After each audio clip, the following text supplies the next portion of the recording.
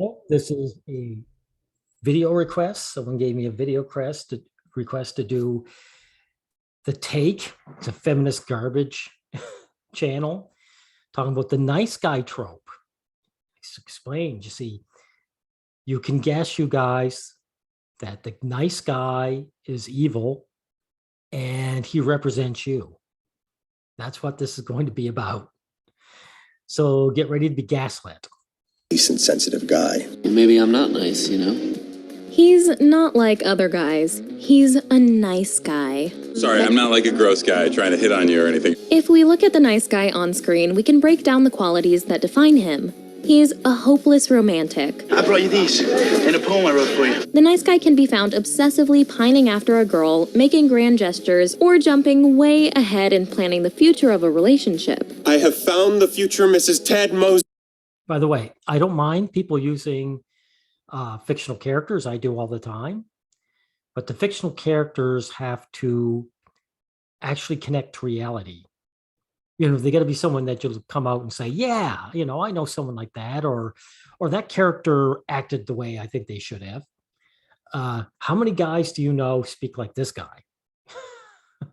They're either exaggerations like this guy, or they're actually bad guys. But much to his chagrin. And I'm going to show you clips, because this is what I'm talking about. This is Buffy the Vampire Slayer. There's Buffy, there's Xander. They must not realize that people have seen the show.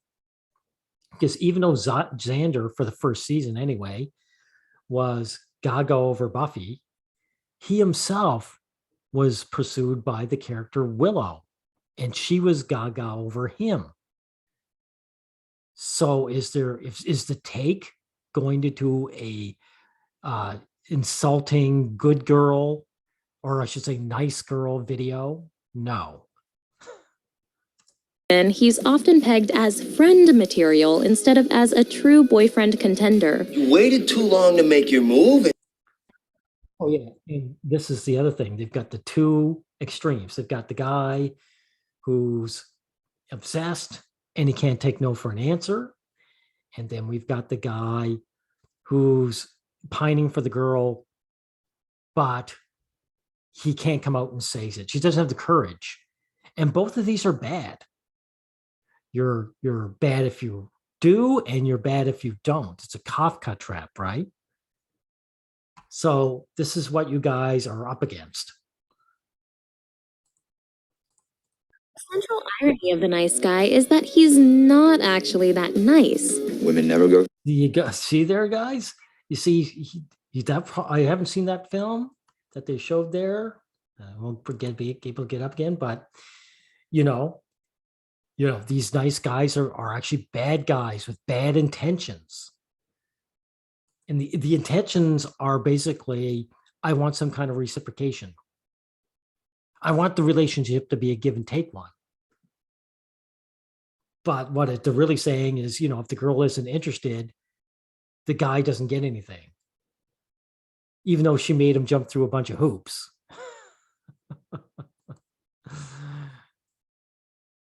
Now, this one's funny.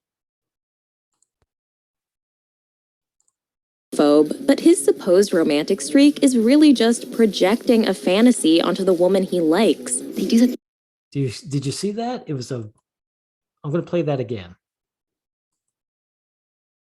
They like to think they are. He may be the polar opposite of the stereotypical male commitment phobe, but commitment phobe. Do you hear that? You see, this is what I'm talking about. The girl, if she's not interested in him, he's a nice guy with bad intentions. But if she wants him and he doesn't want her, he's a commitment phobe. This girl is basically a nice girl. She's nice to him. She wants to be with him. And what's this? How come she's not getting trashed, right? Opposite of the stereotypical male commitment phobe, but his supposed romantic streak is really just projecting a fantasy onto the woman he likes. They do the thing where they put you on a pedestal and they dote on you even though you've never expressed. Yeah, Amy Schumer, great. Guys do have these fantasies and project them onto girls. in women. And they would have to. Because, if the Vulcan mind meld was a real thing and the average guy actually melded with the average woman, it would break the fantasy. The relationship would end, even if she wanted to be with him. Because he would see the reality of it. There's nothing there. Expressed any interest. He talks about how girls go for the wrong That's the other one. Dawson's Creek. Does she not, does the take not realize people have seen these shows? They're going to show Dawson an episode or a scene where he's pining over some girl. Dawson had his neighbor, what's her name, Joey, was pining for him for at least a whole season. I'm going to show these to you, okay? Let me show it to you. Okay. Here's Willow pining over Xander.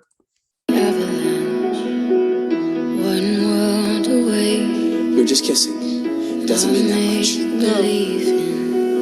Don't you just mean that you'd rather be with someone you hate than be with me?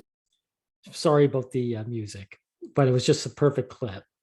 Her complaining like, why do you choose the bad girl? Why don't you choose a nice girl like me who loves you? So Willow is just as entitled as all these nice guys she respects some reciprocation for her feelings. Do you think anyone watching Buffy the Vampire Slayer looked at that and thought of Willow like that? No, they probably felt empathy for the girl and said, wow, your broken heart. Why can't Xander see you for who you are? But when the guy character does it, then he's a lowlife, right? Here's Dawson and Joey, and she's the girl who's been pining for him. You've had a lifetime to process your feelings for me, and I can't spend the rest of mine hoping that you might throw a general glance in my direction. Well, oh my God, Joey, what do you mean? How entitled, that you might, I can't wait my whole life. Oh my gosh. So here's a nice girl who expects this guy to turn around and just, reciprocate her feelings. Can you imagine if Dawson just turned around and said, I'm not interested in you. I'm obviously not interested in you. If you've been pining for me for a whole season and I've done nothing. So if I was interested in you, I would do something. So why don't you take the hint? Right? So it's obvious the female characters are not expected to put up, to woman up and just take it, are they? We're expected to feel for these girls.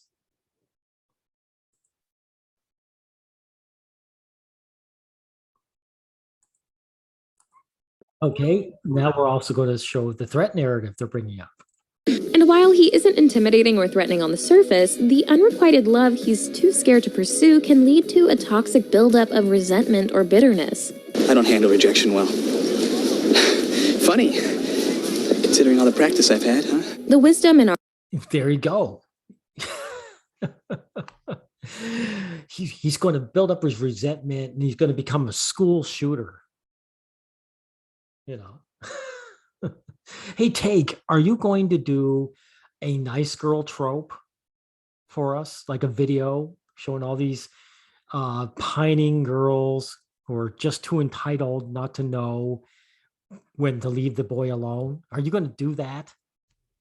Our culture has long been that nice guys finish last. So how did we end up with a whole subgroup of male characters who are trying really hard to be seen as nice? I'll tell you why. This is one thing the PUAs have somewhat right. They need status. And what is the girls of the past? They're willing to shack up with the average guy and have him be a provider for her. And now the guys don't have that status to do it with. And so they're rejecting them. So now it's been entering into the zeitgeist. That's what's been going on. Nothing, society never cared about what the average guy wanted.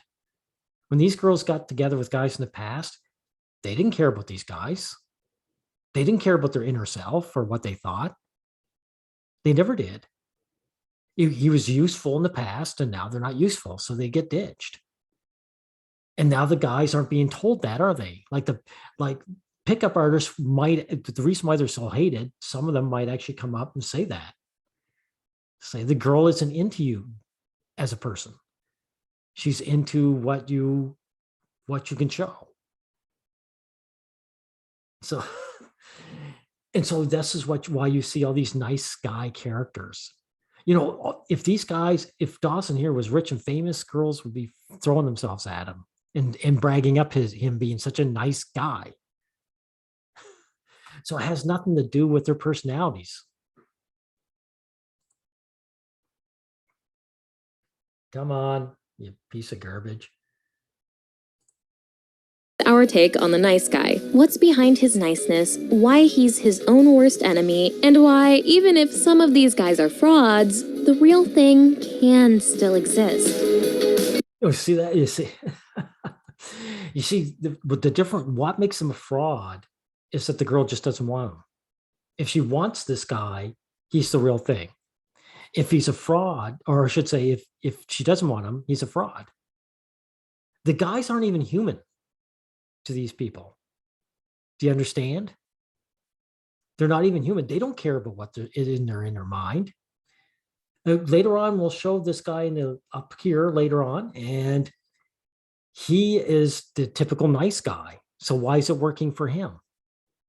Right? Now I'll cut through a lot of the clutter. Let's see. Okay, this is the Pretty in Pink movies way back when I was just a young guy. And this is an interesting thing that they're about to say. Because maybe for the first time in your life, I won't be there. But in spite of all this bad behavior, the original movie ending that writer John Hughes wanted brought Andy and Ducky together at the prom. Test audiences booed this conclusion, suggesting that our culture already had a lower tolerance for the nice guy than filmmakers may have thought. Listen. No, what it was is that the girls who were watching wanted let me get the screen up. The girls wanted the heroine to get with the handsome, wealthy guy. This guy here doesn't really show much personality in the movie. The Ducky character is the one with all the personality. She's not interested in him.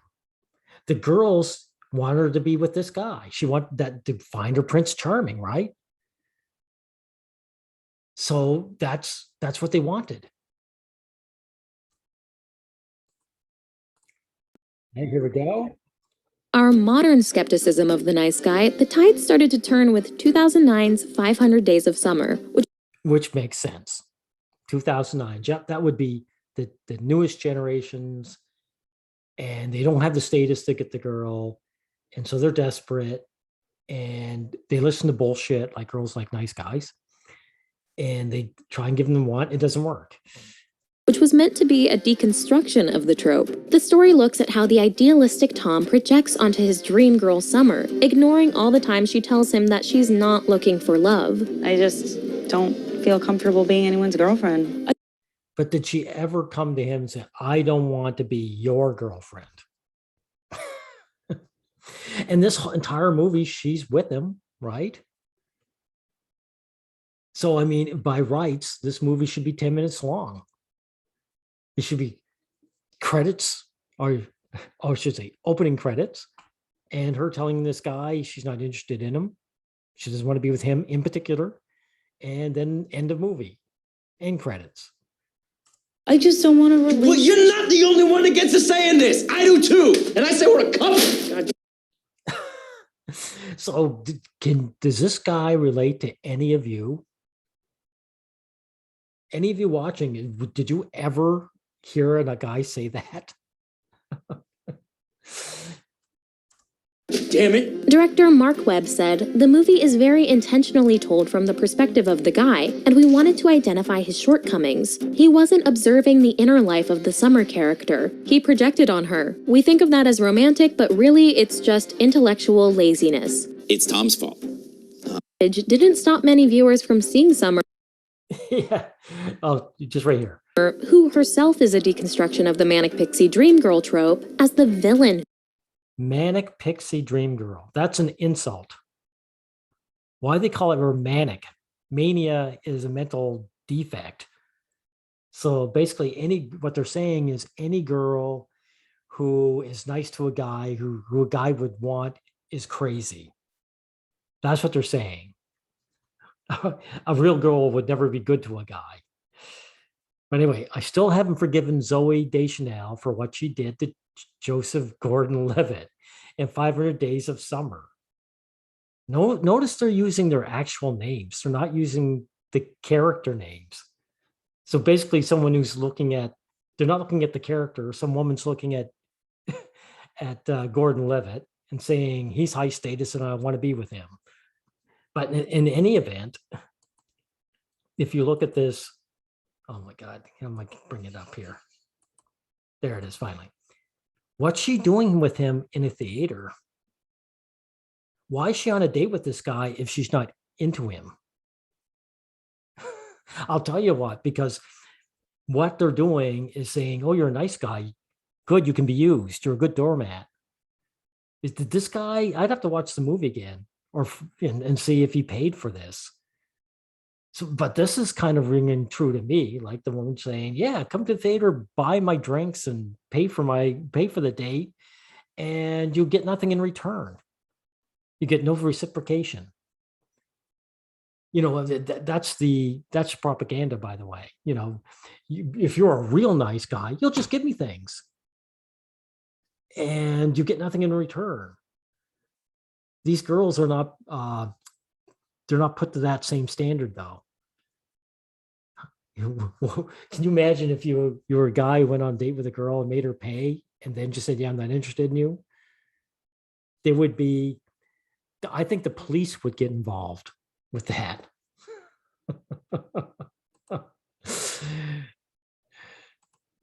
Culture was still biased in favor of the nice guy. But they're showing those characters together the whole movie. So my only conclusion is that whatever the character's name was that Deschanel was playing was leading him on. This is just coming right out into his face and saying, hey, I want you gone. Now this one's laughable. Same year, Inglourious Bastards gave us Frederick Zoller, who presents himself as a polite, smitten suitor. C'était un plaisir de discuter avec une. See the propaganda here? Yeah, you nice guys, you're Nazis. You know, but you know something? This fictional tale doesn't map on the reality. Because in real life, when the Nazi German boys marched in to France and started telling people what to do, these women did hook up with them. These women did spread their legs and become their girlfriends and hang around them because they were high status. They were top dogs. It actually happened in real life. So this fictional scene does not trump reality. It does not trump history.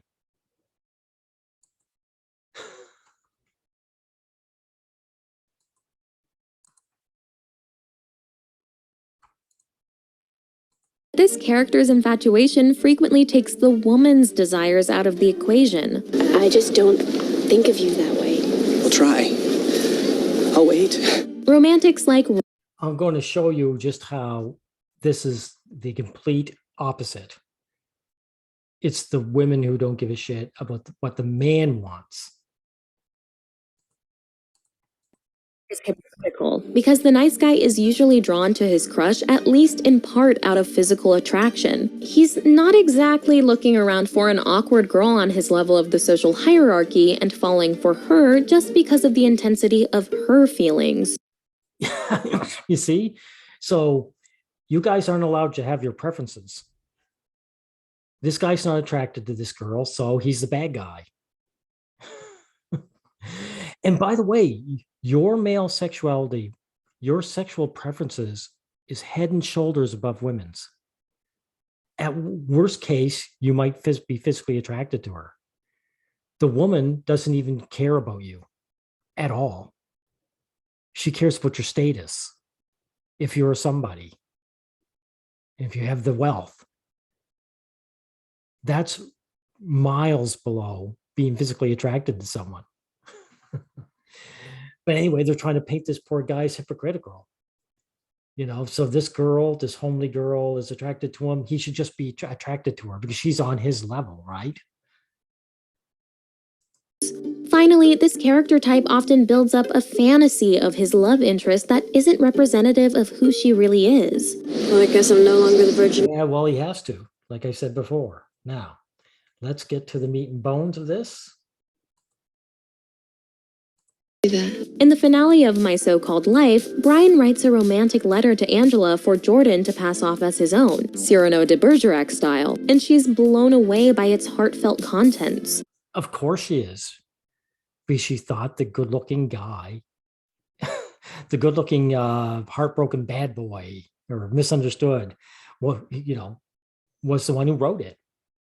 If Brian was the guy who wrote it, or I should say, if she knew he was the one who wrote it, she wouldn't be turned on like this.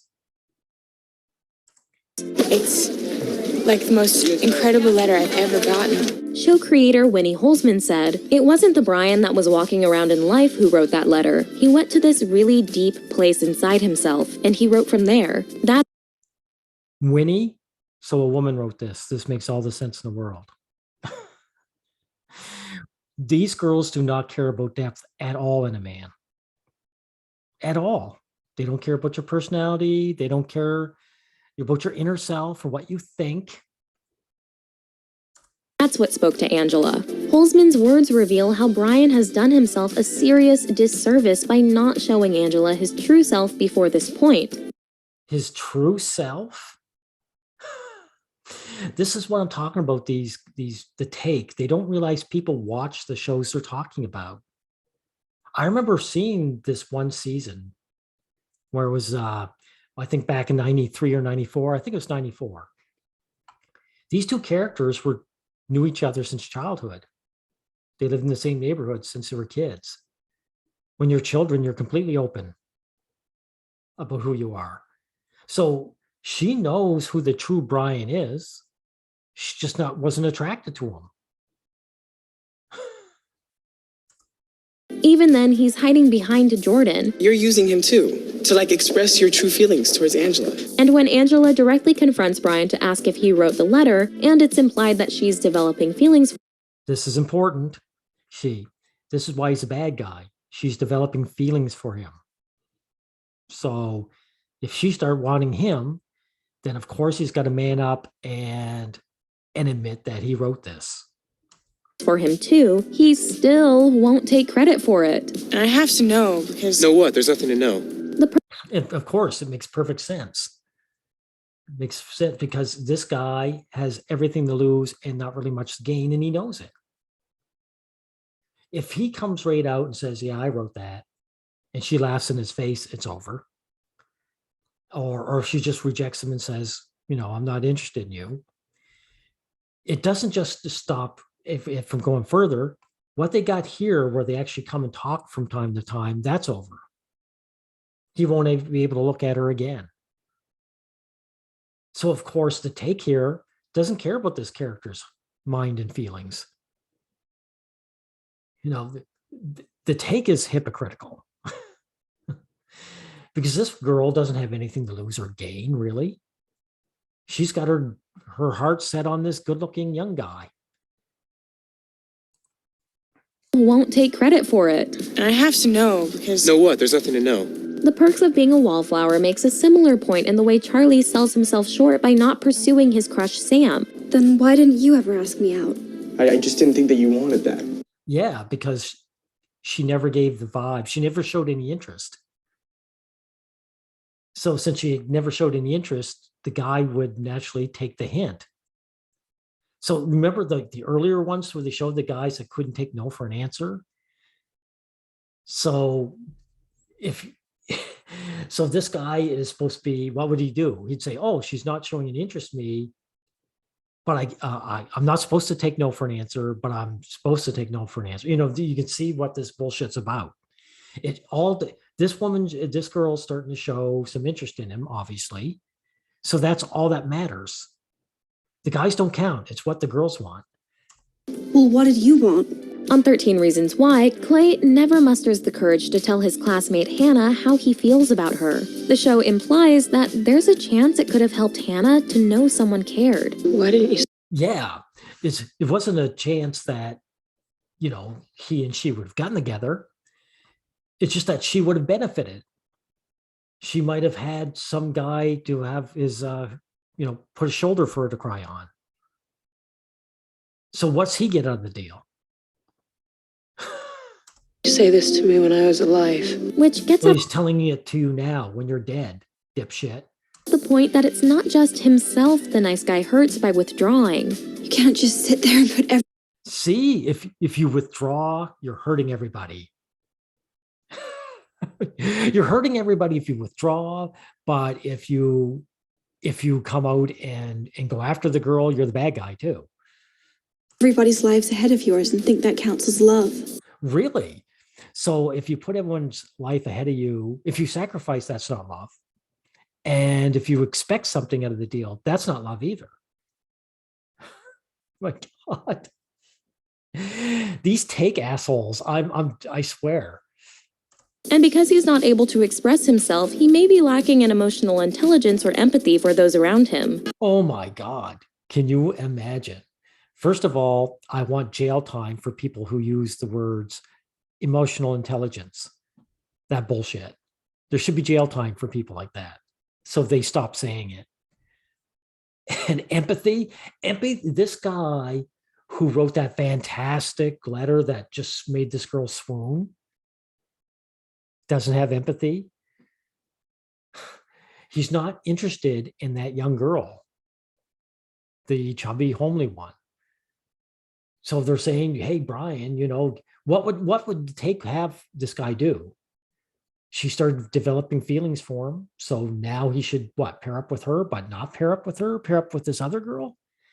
Like, they're all over the place. You don't understand, people crack out. The nice guy has a tendency to take a passive role in his own life. The pity thing, not good.